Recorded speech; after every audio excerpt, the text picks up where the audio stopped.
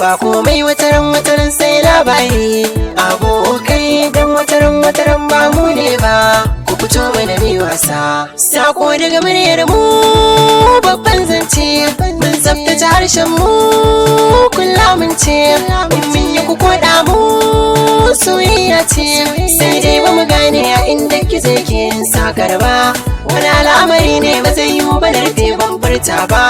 a cikin sana'ar mu fannin tarayyar mu wallaf ka ba mu bayani na yau da kullum gyara nake so indai muna so mu daina gogar zana mu daina zambo mu gyara sabo mu dau halin manzona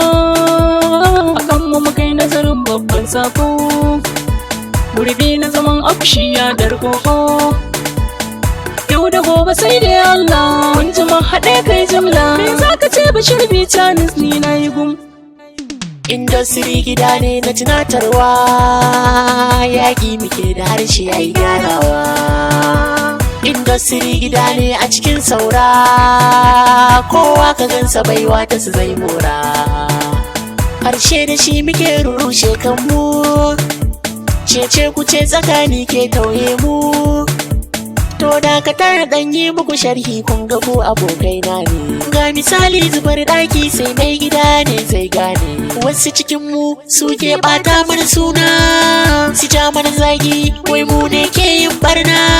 to duka wanda ya manna kudin goro akwai rabu ba shakka ni dai sana'a na dan waka to kai ma je rike taka domin dukkan sana'o'i da akwai wutar su da aljanna halakaram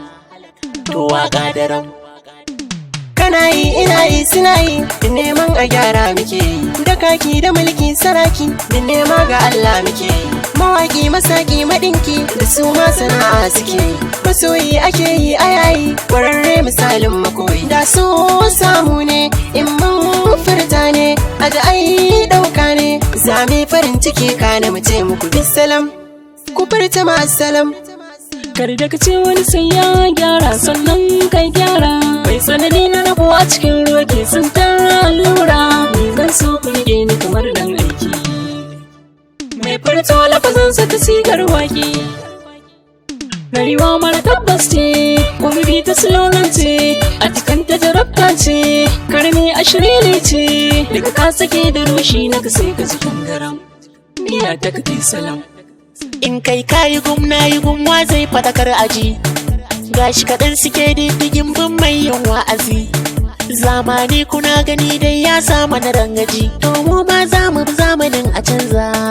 mai saran dutse bai zuwa da reza mu da kiɗa zabe dirji al'ummar mu su yi canji sai dai ku lura aikin ne namu daban-daban ko a gurin kalam